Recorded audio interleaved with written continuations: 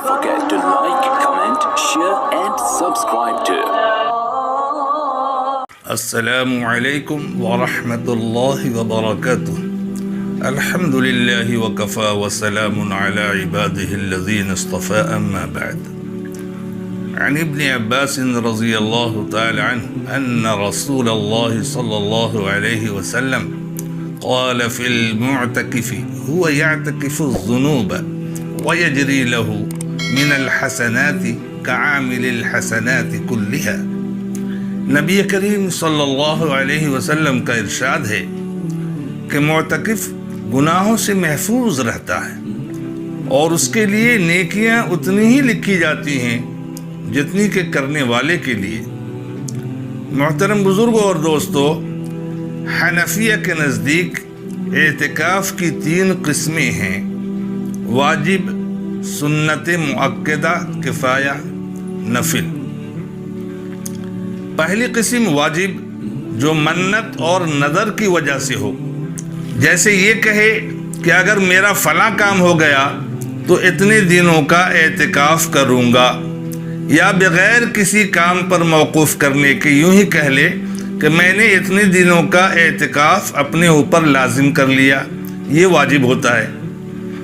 اور جتنے دنوں کی نیت کی ہے اس کا پورا کرنا ضروری ہے.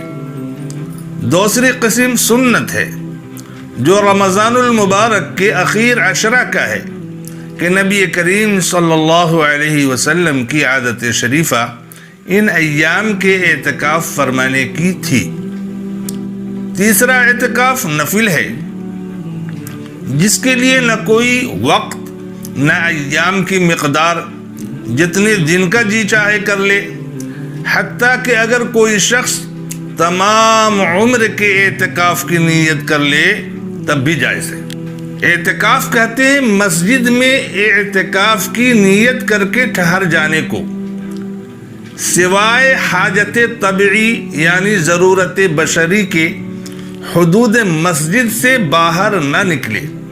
مثلا پیشاب، پاخانہ یا غسل جنابت یا فرض نمازوں کی وضو کے علاوہ اگر مسجد کے حدود سے باہر نکلے گا تو اعتکاف ختم ہو جائے گا. البتہ اگر ایسی مسجد میں اعتکاف کیا ہے جہاں جمعہ کی نماز قائم نہ ہو تو معتکف صرف نماز جمعہ کے لیے نکل سکتا ہے بس، مگر راستے میں کہیں بیٹھ کر دوستوں سے گپے لڑانے لگے یا واپسی میں کسی مریض کی عیادت کرنے لگے تو اعتکاف جاتا رہے گا. اعتکاف کے لیے مردوں کو سب سے افضل جگہ مسجد مکہ ہے، مسجد حرام ہے، پھر مسجد مدینہ، پھر مسجد بیت المقدس، ان کے بعد مسجد جامع، پھر اپنی مسجد. امام ابو حنیفہ رحمۃ اللہ علیہ کے نزدیک یہ بھی شرط ہے کہ جس مسجد میں اعتکاف کرے اس میں 5 وقت کی جماعت ہوتی ہو. عورت کے لیے اپنے گھر کی مسجد میں اعتکاف کرنا چاہیے. اگر گھر میں کوئی جگہ مسجد کے نام سے متعین نہ ہو تو کسی کونا میں اس کے لیے مخصوص کر لے.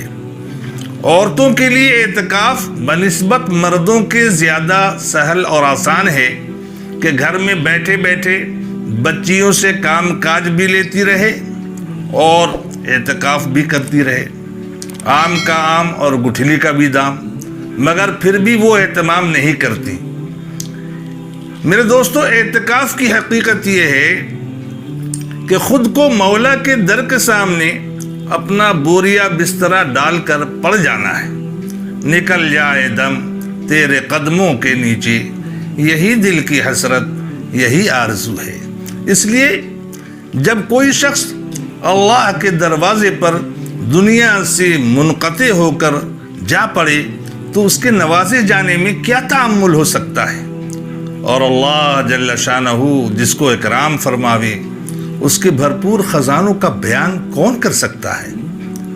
اعتکاف کا مقصود اور اس کی روح دل کو اللہ کی پاک ذات کے ساتھ وابستہ کر لینا ہے کہ سب طرف سے ہٹ کر اسی کے ساتھ مانوس ہو جائے اور ساری مشغولیوں کے بدلہ میں اسی پاک ذات سے مشغول ہو جائے اور اس کے غیر کی طرف سے منقطع ہو کر ایسی طرح اس میں لگ جاوے کہ خیالات، تفکرات سب کی جگہ اس کا پاک ذکر، اس کی محبت سما جائے، حتیٰ کہ مخلوق سے ہٹ کر خالق کے ساتھ انس پیدا ہو جائے کہ یہ انس و محبت قبر کی وحشت میں کام دے کہ اس دن اللہ کی پاک ذات کے سوا نہ کوئی مونس و مددگار ہے، نہ دل بہلانے والا ہوگا۔ اللہ ہمیں توفیق دے۔ کسی نے کیا خوب کہا ہے، دل ڈھونڈتا ہے پھر وہی فرصت کے رات دن، بیٹھا رہوں تصور جانا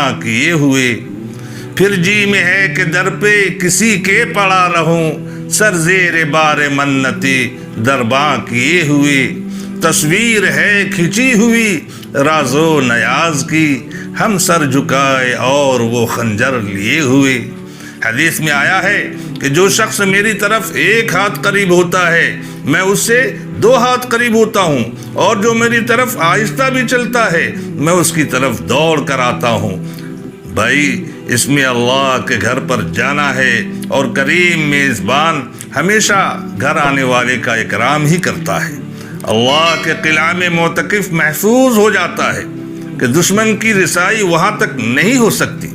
اللہ کے نبی صلی اللہ علیہ وسلم نے رمضان المبارک کے پہلے عشرہ میں اعتکاف فرمایا، اور پھر دوسرے عشرہ میں بھی۔